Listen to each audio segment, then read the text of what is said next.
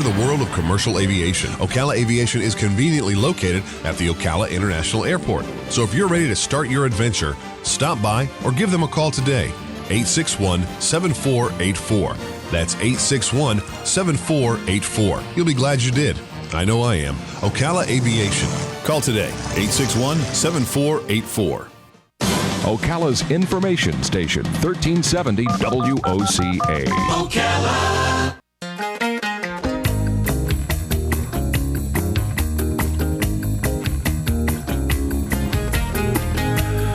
All right, 5 minutes after 11 o'clock. Thank you for tuning in. Andrea Lieberstein is our guest. I hope I am saying her name right. She's written a really wonderful book. It's called Well Nourished, and I have to humble myself and tell you that I'm a student of what she is teaching. Mindful practices to heal your relationship with food, feed your whole self, and end overeating. And that's the point right there where I kind of related to it and have to be humble and kind of have to allow myself to be honest with you, the listeners, and just say, that describes me. Andrea is a mindfulness-based registered dietitian, a mindful eating expert and speaker, a mindfulness-based stress reduction and mindful self-compassion instructor, plus a registered yoga instructor. The book, again, is called Well Nourished. Andrea, good morning. How are you? Good morning. I'm wonderful. Thank you. How are you today? I'm good, but where are you calling from? I'm calling from north of the Golden Gate Bridge in the San Francisco Bay Area. Oh. Everybody eats well in San Francisco.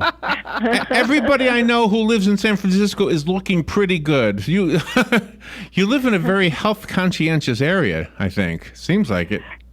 I think so. Yes, I would say so. And we have the nice. Well, actually, you guys have nice weather pretty much all year round too, don't you? Yeah, I don't know what weather has to do with it though. Well, I don't know. It just seems like we can just be outdoors more. We have a lot of farmers markets, and yes, in general, I would say we're pretty health conscious here. Okay, so that's the similarity. We have the opportunity to eat healthy is equal. The choice to eat healthy, though, or the mindset to do it that way. I'd see. My problem is, when I sit down, it's feast or famine for me. I can go without eating all day long, and then when I eat, forget it. I mean, you might as well have 5 people sitting at the table. That's yeah. Right. Well, so the practices that I teach are just about that, about helping people come back into balance, with the amounts that they eat, because that is such an issue. Overeating, and also just that pattern of skipping meals, what we call restricting. So sometimes people are really intentionally doing that to lose weight, or people just get so busy they don't think about it and then end up ravenous. And when we're hungry, when we're ravenous, when we skip meals all during the day, the body is sending very strong signals to eat as much as you can, eat as fast as you can, and there's no discrimination. Yeah, that sounds like me. That sounds like me. You just described me. Yeah, as much and as fast. It is weird that here's the odd part. Intellectually, I know it. But emotionally, for some reason, I don't follow what I know intellectually. You know what I mean? Right. Yeah, I mean, we all. There's so much health information out there, right? What we should do, but implementing is the whole key, is the whole trick to that. Okay. So the way that I work and what my book is about, at least a good part of it, is that mindful eating aspect of beginning to tune in and listen to your own body. Get familiar with what are your hunger signals, what are your fullness signals, how about really tuning into the taste of food and actually being present for enjoying your meal, and without getting to those places where you're so hungry that there's that indiscriminate thing happening. And then getting that feedback, getting feedback from your body as well. We're so used to, reading this diet book or that diet book, or this is what I should be doing. But when we start to listen, pay attention. So that's why the part of the title of the book is Mindful Practices. When we pull a little bit of attention back on ourselves, and our bodies and have that priority for self-care, then things can really start to happen. And that's one of the things that you stress in your book. You help people not feel defeated before we start venturing out on everything that your book entails, because that is like the most contributor to failure or success. It's the feeling that you're going to fail, you're going to be defeated.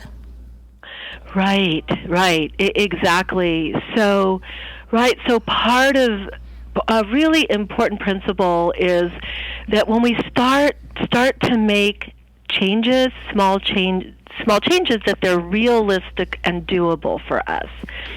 So picking things that, making those small baby steps and knowing that you can be successful. So not pulling huge goals, not trying to make huge goals happen all at once. And choosing things that we feel, excited and have some energy about is also really helpful. Andrea, I have a question for you, and I can explain where the question comes from. My question is, if you're sitting with me, if you're my personal guru with this subject, and we sit down to eat, let's forget about the food for a second and tell me about the table and maybe the ambiance of the room, maybe the music that's on or not on, maybe the conversation that's happening. The book seems to indicate that other stuff is almost as important as the food itself. The environment, well, right. It's the inner and the outer environment. So, absolutely. I mean, I actually take my clients out after we've worked together for a while. We go out to a meal.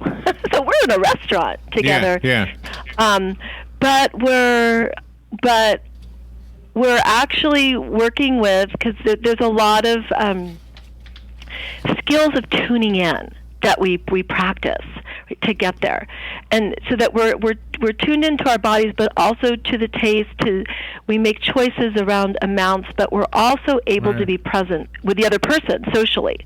Because a lot of people will say, "I just forget about how much I'm eating or what I'm eating when I'm in conversation."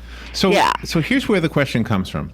Okay, the question comes from the buffet versus the French cafe. Okay, the buffet. When I go to the, you're gonna think I'm horrible, but when I go to the buffet at like the Chinese restaurant, I come back with a plate full of desserts. After I'm so oh my gosh, look how much I got. When we go to the French cafe, I got this little piece of something. And that's it. And that's all they give you. And they got stuff drizzled on it. And you end up eating little bites and talking. And the music is really beautiful. And you say, wow, I wonder if it's the environment that makes you eat less. I don't know. Or is it the idea that the buffet, you want to get your money's worth? I don't know. You know what? It's all of that. The environment absolutely can make us eat less when we're getting smaller amounts and we're really maybe paying attention more and really savoring the food and savoring the company, and the music is relaxed. We're relaxed. Certainly, when we go to buffets, that can be a factor of, I got to get my money's worth. I got to have everything, and then piling one's plate. Starting from the beginning, getting to the end, and then that feeling of those beliefs that so many of us have. I've got to finish my plate. I've got to eat everything on my plate. Yeah. So I actually, I work with people. We have an exercise, a buffet piece of homework where they go out and approach a buffet in a whole different way. Gosh. And end up eating well. So the first thing is to take a look at everything that's there. First, see what really calls to you, what looks good, rather than starting, piling up from the beginning and then getting to foods later on. Oh, well, that's what really looks good to me, and then feeling like you have to eat everything, right? And then you feel like, well, I should probably eat everything. Yeah. My plate always looks so different than Robin's. But Robin's has so much color. Mine looks deep fried, the whole thing. I like the fact that you advocate emotional healing, because you talk about meditation, and when people will experience throughout their day, sometimes there will be anxiety, and the best way to combat anxiety, at least in my world, is to grab a Hershey bar. Right. And in so many other people's worlds, it could be the Hershey bar, it could be the potato chips. It could be the ice cream. So yes, learning how to other ways to comfort and soothe, and that are healthful, that are non-food related, and learning ways to manage emotions mindfully. And part of that is, well, there's so much. There's a big chapter on that, but part of that is we know there's this reflection, this reflective question of what am I truly hungry for? What am I really needing right now? What am I bringing to the table? The best ingredient to make food taste good is to go to the table hungry. That's what I would think. Yeah. No, you're absolutely right. Having some hunger, it definitely tastes better. If we have too much hunger, we talked about what could happen. And then there's some people that are afraid to feel hunger, maybe because of not having enough as a kid. And so they're always eating, that kind of planning ahead, not wanting to feel that hunger, but then not really enjoying their food and ending up with a lot of extra, energy that they don't need for that day. The book is called Well Nourished. We'll take a little break and be right back with Andrea Lieberstein. And am I saying your name correctly? You are, yes. Okay. Thank you. All right, well, thank you. All right, well, hang in there. We'll be right back with you, Andrea. Again, the book is called Well Nourished. We'll give you the website, and in just a little bit, I'm going to give away the copy of the book that Andrea sent us. Again, it's called Well Nourished, Mindful Practices to Heal Your Relationship with Food, Feed Your Whole Self, and End Overeating. So that's going to be my new mantra, Robin. Mantra. Nice. Mantra. I've used the word mantra. We'll be right back. The weather is brought to you by myfwc.com. Safe boating is no accidents. On this Monday, partly sunny with a thunderstorm or two in the area, mainly during the afternoon hours, high 89 to 93. It clear to partly cloudy Monday night. There may be a late night shower along the coast, low 73, inland 79 on the coast. Tuesday, partly sunny with a thunderstorm around from late morning on, the high 89 to 93. On Wednesday, partly sunny with an afternoon thunderstorm, high 89 to 93. From the Florida Weather Center, I'm Joe Lundberg. If you find an animal or a bird that needs help, call Animist Foundation at 352-843-6379. They will come and get the animal if you can't take it to them. High school students and those with court-ordered community service can earn required hours in this rewarding environment. And veterans who share a bond with animals and parents who have been through mental or physical trauma are especially welcomed. Families, clubs, and tourists can arrange for tours of Animist without driving for hours or miles. Consider volunteering. Animist needs you. If you or a loved one is suffering with knee, shoulder, neck, back pain, or tennis elbow and would like to learn how to get out of pain, go to Regenetic.com. Then listen in on the first and third Thursday at 10 a.m. to the people that give you the regenerative medical solutions to your pain. Regenetic, first and third Thursdays, 10 a.m. here on WOCA 96.3 FM, 1370 AM. The Source, Regenetic.com. Langley Health Services, located at 7205 Southeast Merricamp Road in Ocala, is a federally qualified health center offering family practice, pediatrics, podiatry, dental, behavioral health, and radiology services. Most insurance accepted, sliding scale for those who qualify, and same-day appointments available until 4 p.m. with board-certified family practice and internal medicine physicians on staff. Langley Health Services, call today, 352-680-7000. What do I do now? After 911, don't worry, call Fakuri. Fakuri Medical and Chiropractic, treating auto injuries for over 32 years. Same-day appointments, immediate medical attention, all under one roof. Don't worry, call Fakuri. Go to bestinjurycare.com. All auto insurances are accepted. Available 24 hours a day, 7 days a week to take your call. Car accident? Don't worry, call Fakuri. bestinjurycare.com. Tired of looking at stained carpets, dirty tile, or grout? Call Silverback Restoration, 414-5312. Make your flooring look great again. Stains, pet odors, allergies. Call Silverback Restoration, 414-5312. From serving our country to serving our community. Silverback Restoration, 414-5312. Residential and commercial. And now, 3 rooms for just $99. Check their website, silverbackrestoration.com. All right, thank you. Andrea Lieberstein is on the phone. She's the author of the book called Well Nourished, Mindful Practices to Heal Your Relationship with Food, Feed Your Whole Self, and End Overeating. Andrea, you know what I was just thinking of during the break is the packaging in America anyway always indicates the serving size. And if we were to follow that rule, we probably would never overeat. Well, that could probably be true. There is a lot of people don't realize when they say they get a drink, of a rich drink, a smoothie, or really any number of things, that the calories, if they glance at the package, they might think that's one serving, but it's actually 2 servings. Yeah. So that's one way we easily get tricked in thinking we're eating something that's a lot less caloric. What do you say to the? Every once in a while, we'll have authors on who disagree with other authors, and you'll have the author who says eat 7 small meals a day. You'll have the author who says eat 3 meals, or even the one who has 1 meal. There was one guy we had the 1 meal a day diet. Does that even matter, or what is the real thing that matters? Okay, well, the real thing it's really about personalized nutrition. Every body is different. So some people do better with 3 meals a day. Some people do better with small, frequent meals, maybe 6 meals or 3 meals and 2 snacks. The 1 meal a day, that's a whole nother conversation. No, I wouldn't.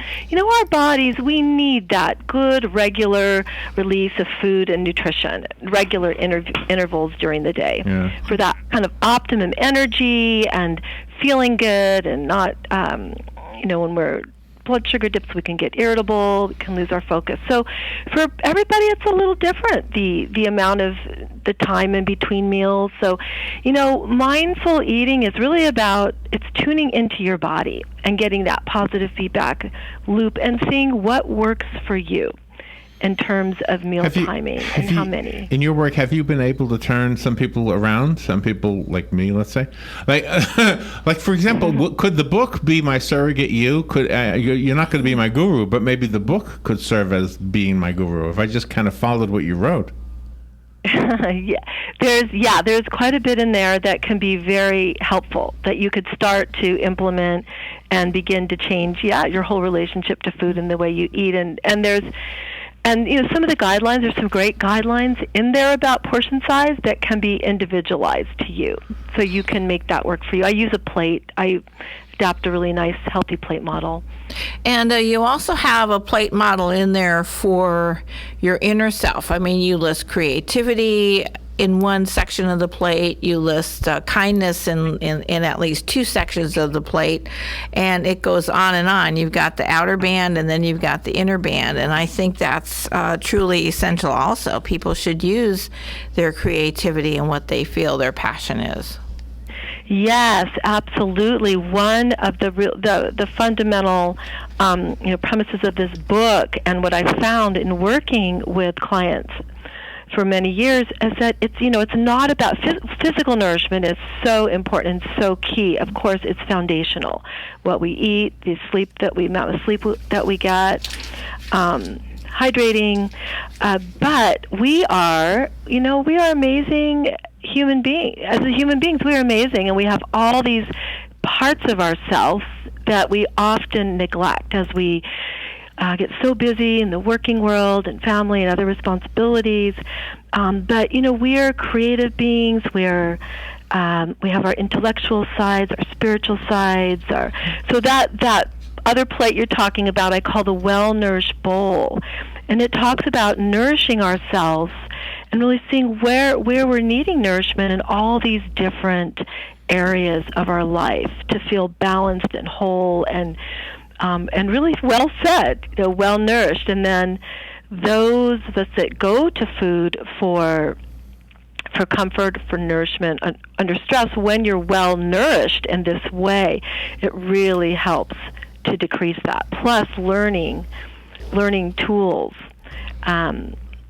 other kinds of support tools to not overeat. We look at physical, emotional, psychological, social, creative, intellectual, spiritual, and also our contribution. Are we feeling like that we're contributing to the world in a way that is meaningful for us. Yeah, you're a philosopher as well as a dietitian, obviously. Yeah, I love what you're saying. Gosh, you know, it sounds so good. We want to do what you're saying. Yes. I went to Amazon. You've got some really good reviews. One of them says that you breathe life into well-nourished, providing some of the most useful and helpful tools to assist in mindful eating available today. That is really a good compliment, because basically, you know what I think that person is saying is that intellectually we already kind of know what we need to do, but there's something emotional that doesn't help us that for some reason we're not connecting with what we know, and I think that's what they're trying to say. Right. And I find intention, coming back to our intention, is one of those first steps. You know, our caring intention for ourselves. And then looking at, you know, what's getting in the way of that. And really, and connecting this intention to our values and our priorities. What is most important to us? All that really helps. Rather than just, oh, well, I should do this. You know I should do this, but really getting into why and what difference this will make in our life. And so the book uses the very, you know, latest and best of behavioral science to help to support you make those changes. So yeah, there's all kinds of worksheets in here if you like that and like track things to really help support that. It's really about slow change. You know, if we try to do everything all at once. If you asked in the beginning, I think Robin did, about that how do we not be self-defeated, right? So how many times have you said, okay, these are all my New Year's resolutions, I'm going to do all these changes, but there's no system, there's no kind of method support set up. So there are 5 steps in this book.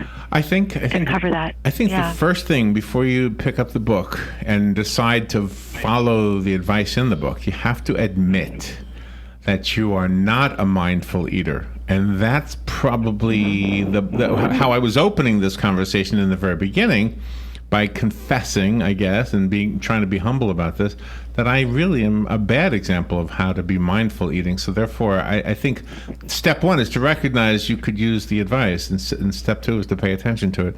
All right, I have a copy of the book. It's called Well Nourished. I'd like to give it away. Call me right now, 622-9622, if you'd like to claim the copy. I'll leave it on Patsy's desk for you.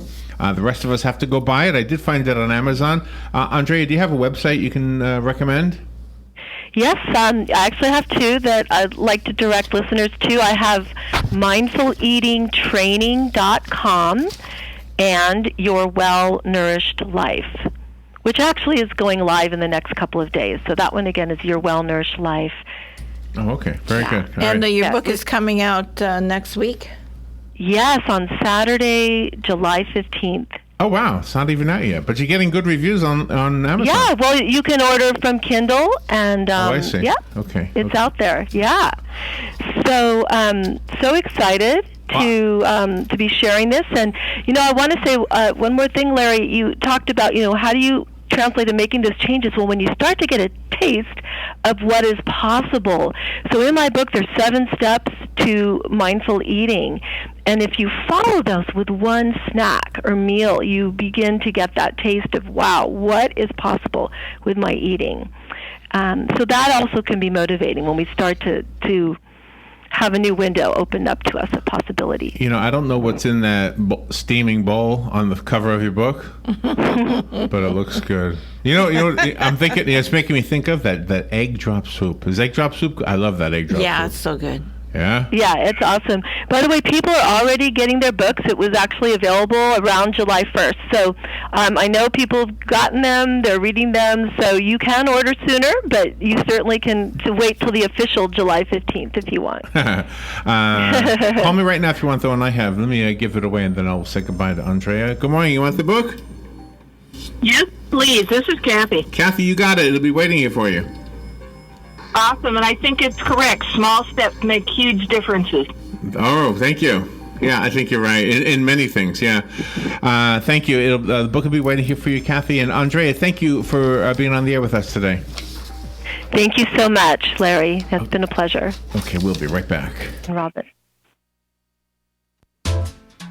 Hello, gorgeous. Hi, this is Becky at Hello Gorgeous Salon. Let's get rid of those sun-damaged ends and faded out color and get into something rich and vibrant. It's time to get that new look started. So call today and set up your appointment at Hello Gorgeous Salon, 351-5358. Hello Gorgeous is a certified Brazilian blowout salon.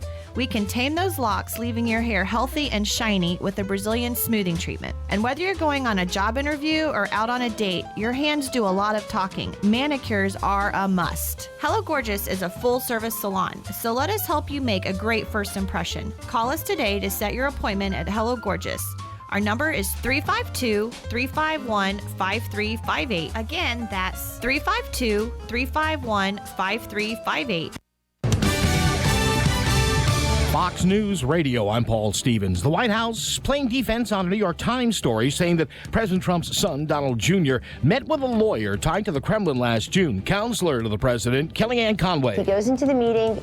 He says it was vague, it was ambiguous, it was very obvious almost immediately that there was no helpful or meaningful